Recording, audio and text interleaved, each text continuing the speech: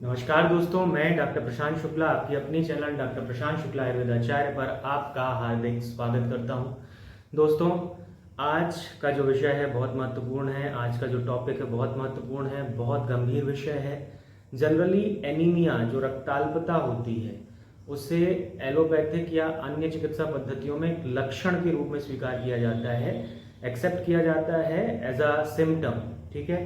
But in Ayurveda इसे एक मुख्य रोग के रूप में माना गया है, जिसे पांडु कहा जाता है। दोस्तों, एनीमिया किसे कहते हैं? जनरली जो WHO है उसने ये बोला है कि आपके शरीर में जो नॉर्मल रेड ब्लड सेल्स होनी चाहिए और उन ब्लड सेल्स में या फिर उन रेड ब्लड सेल्स में जितना हीमोग्लोबिन होना चाहिए, ठीक है, उससे कम यदि है, जेंडर वाइज और एज वाइज उससे कम है तो उसे एनीमिया कहा जाता है। अब आपका जो नॉर्मल लेवल ऑफ आरबीसीज होता है, जो रेड ब्लड सेल का नॉर्मल लेवल होता है, वो फीमेल में 12 से 16 ग्राम पर डीएल होता है, तथा मेल्स में जो एचबी का जो लेवल होता है 13.5 से 17.5 ग्राम पर डीएल होता है। ये हीमोग्लोबिन का लेवल होता है। माइल्ड एनीमिया किसे कहते हैं? मतलब शुरुआत में ही एनीमिया है, उतना खतरनाक नहीं है। वो किसे कहा जाता है? जब फीमेल में 10 से 12 ग्राम पर डीएल यदि हीमोग्लोबिन है, ठीक है, और यदि मेल में यही जो मात्रा है वो 10 से 13.5 ग्राम पर डीएल है, तो इसे माइल्ड एनीमिया कहा जाता है। इसके बाद आता है मॉडरेट एनीमिया, जो थोड़ा ज़्यादा खतरनाक होता है। यदि दोनों जेंडर्स में 10 से कम है एचबी, ठीक है, तो उसे बोला जाता है मॉडरेट एनीमिया।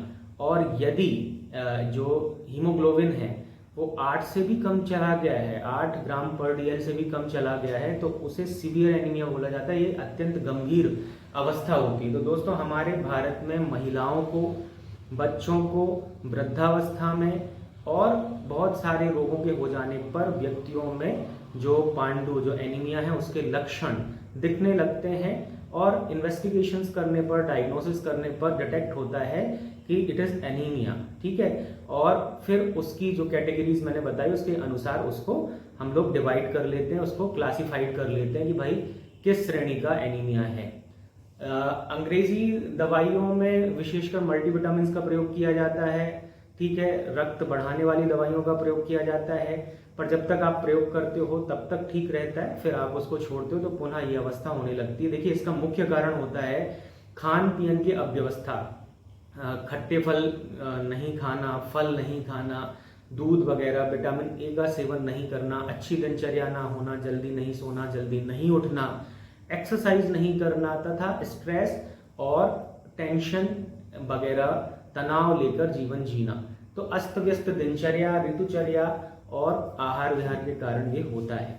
और साथ में महिलाओं में मेंसेस, जो मेंस्ट्रुअल साइकिल है, उसकी अनियमितता के कारण भी ये होता है। तो दोस्तों, मैं आपको इसके जो लक्षण हैं वो एक सामान्य श्रेणी में उसके लक्षण बता रहा हूँ। बहुत सारे लक्षण होते हैं, परंतु हमारा वीडियो जो है मुख्यतया एनीमिया क्या है और एनीमिया का उपचार, सरल उपचार क्या होना चाहिए आयुर्वेद के अनुसार, उस पर।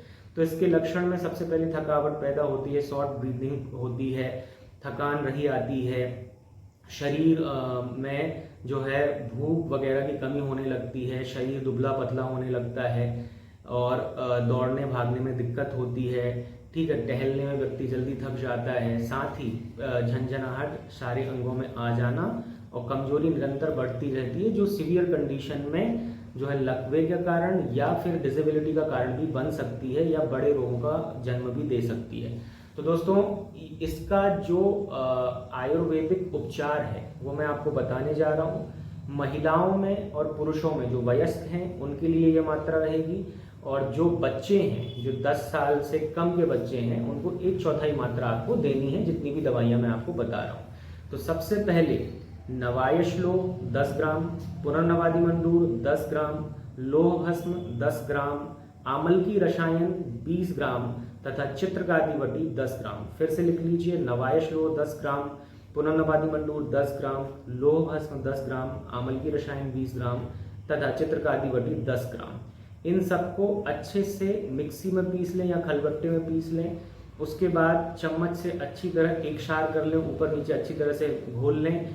आंवले का रस 20 ml, आंवले का रस 20 ml इसी योग में डालकर उसे अच्छी तरह से मिक्स कर दें, अच्छी तरह से मिक्स कर दें। चम्मच से इस तरीके से उसको घोल दें कि वो गीला, जो आंवले का रस जो गीलापन लाते हुए फिर सूख जाए, या खलबट्टे से इस तरीके से मिक्स कर दें, खलबट्टा चलाकर।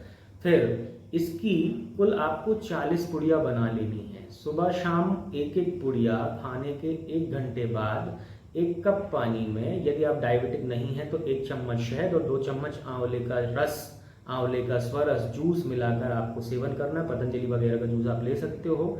और यदि आप डायबिटिक हैं तो आपको उसमें शहद नहीं मिलाना है, ठीक है।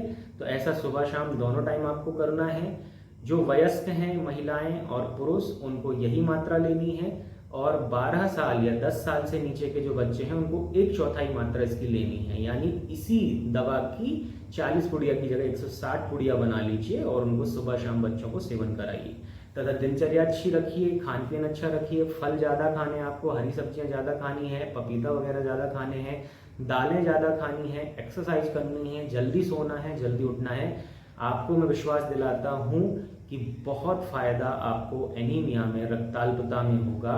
और जो माताएं बहनें जिन्हें मेंस्ट्रुअल साइकिल के कारण, यानी कि माहवारी के कारण या हैवी ब्लीडिंग के कारण ये दिक्कत आ रही है, उनको साथ ही साथ अशोकारिष्ट 2 चम्मच, ठीक है, और पुष्यानुक चूर्ण 1 चम्मच रात में सोने के पहले 1 कप पानी में मिलाकर सेवन कर लेना है। इससे उन्हें भी बहुत ज़्यादा फायदा मिलेगा। तो दोस्तों, ये वीडियो आप ज़्यादा से ज़्यादा लोगों को शेयर करिए, सब्सक्राइब कर लीजिए मेरे चैनल को और लाइक करिए यदि वीडियो अच्छा लगता है, कमेंट करिए और किन टॉपिक्स पे आपको वीडियो चाहिए है, और ज़्यादा से ज़्यादा लोगों को शेयर करिए ताकि ज़्यादा से ज़्यादा लोगों को फायदा मिल सके, उनका भला हो सके। यही मानवता का एक द्योतक है कि हम दूसरों का भला कितना करते हैं, खुद का भला तो सभी करते हैं। तो दोस्तों, इस योग का प्रयोग करिए और देखिए कि आपको कितना फायदा मिलता है, तथा कमेंट में जरूर लिखिएगा आपको फायदा जितना भी मिलता है इससे और भी लोगों का फायदा होगा। तो आप लोगों ने इतना समय दिया उसके लिए आप लोगों का बहुत बहुत धन्यवाद। जय हिंद, जय भारत, वंदे मातरम।